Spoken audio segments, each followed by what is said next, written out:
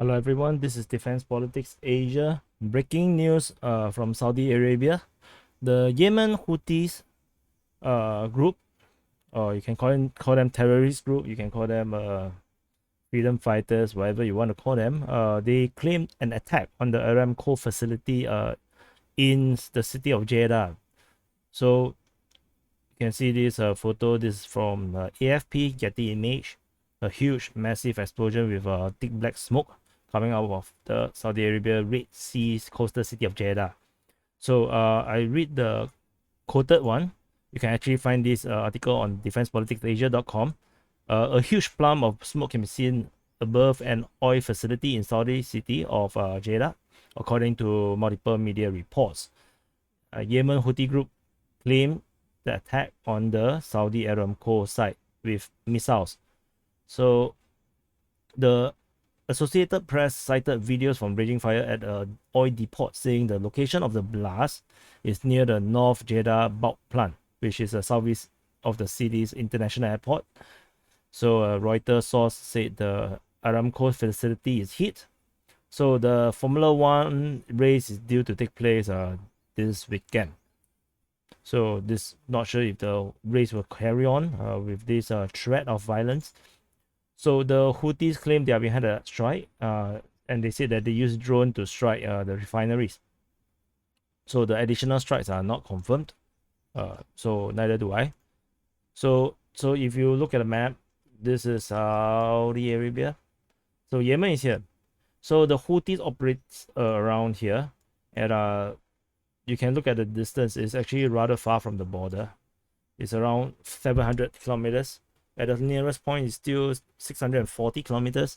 So it's a huge distance that they actually managed to strike this particular facility. This is actually this is the airport, King Abdulaziz International Airport at Jeddah. So it's actually just as per the news article, it's at the south east of the airport. It's actually very near to the airport, if you can see. So this facility is destroyed. Not sure how many missiles was launched, and this would represent a huge security concern for the Saudi Arabians, because it's unlikely that they are going to launch a drone strike from 700 kilometers away. At least this is what I think. I don't think it's that possible. The more likely possibility is that the Houthis have infiltrated into Saudi Arabia, walking in the hot sun and dry themselves like salted fish, or they could actually have penetrated into the country of Sudan and actually launch an attack across the sea. If it's just across the sea, it's only 200 kilometers, and this is actually rather doable. So not sure how they actually managed to do this. Houthis are allegedly backed by the Iranians, and then they are getting all their relatively high-tech weaponries and of course ammunition and monies, fuel support, whatever is from the Iranians. And a lot of the ships that goes to Yemen or on the way to Yemen to resupply the Houthis often get intercepted. And the Saudi Arabians, given the kind of high-tech military, they do have a rather first-grade military, thanks to all the huge sum of money they throw at United States. They got Abrams, they got F-15s, and they still cannot kind of defeat the tiny country of Yemen and their militias. So this strike will be humiliating for the Saudi Arabians, especially when the world's eyes will be gazing upon Jeddah for their F1 race. I actually don't follow F1 that closely, so I actually have no idea. But this is not the good news. Not sure if F1 will continue. The high chance is that they will continue. Not sure if the Houthis will actually do any other provocations. So we previously on the 15th, they actually launched an offensive against in the west of Harat against Sudanese mercenaries. So it's around here, not So I'm not very familiar with the situation in Yemen. Maybe I will get myself more acquainted in the near future. But this also represent a new offensive of sort, a new operation of sort from the Houthis. Maybe because the tide is swinging to Iran's favor, if we actually to believe that they are supported by the Iranians, and then the Iranians are, of course, they also launch missiles into Iraq. So they are taking advantage of the situation in Ukraine, where the Russian war against the so-called neo-Nazis as well as the Ukrainian government has caused this utter break in relations and trade between the West and Russia. This caused oil to spike, and without the Russian oil and gas, they have to find alternative, which is why we started to see talks of the resumption of Iranian talks and wanted to leave Iranians from the sanction list and stuff, and this kind of probably encourage Iranians to actually take further actions to actually drive the price of oil and gas even further higher, so that the West, especially in Europe will be extremely desperate to actually do something to appease Iran, because they're not going to appease Russia.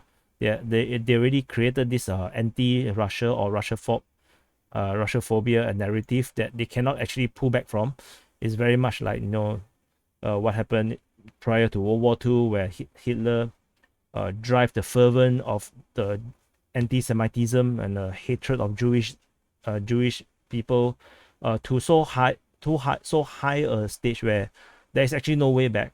At this moment, we also see that it's not, from my point of view, it's really hard for any of the Western countries to actually pull back from their narrative of demonizing the Russian country and the Russian people, and the anti-Russia wave is sweeping through the entire of Europe, especially less so in United States, because they are very skeptical of the Biden administration. At least half the country don't believe in him. So the what's worse is actually in Europe, and they are now, Iran is actually taking advantage of this situation, of this weakness between the European powers as well as United States. Because in United States, what happened is that under Biden, he rolled back all the oil related legislation by the Trump administration, and we went from Trump's administration's oil independence, where they produced their own oil and they actually exported oil for the first time in a long time, to the point where Biden took over and then rolled back everything, and then he even canceled the XL pipeline that actually a cooperation with Canada to actually bring oil from I think is Alberta, or is it Ontario? I can't remember which area, and then all the way down to the Gulf of Mexico. This entire project is cancelled by Biden, causing a tremendous loss in work, labor in both Canada and United States, and Canada actually lost a lot of investment as a result, and this also drives up the price of oil. So this is all related, all linked, and so this is just a quick news update, and also some of the related information, that the stuff that is happening around.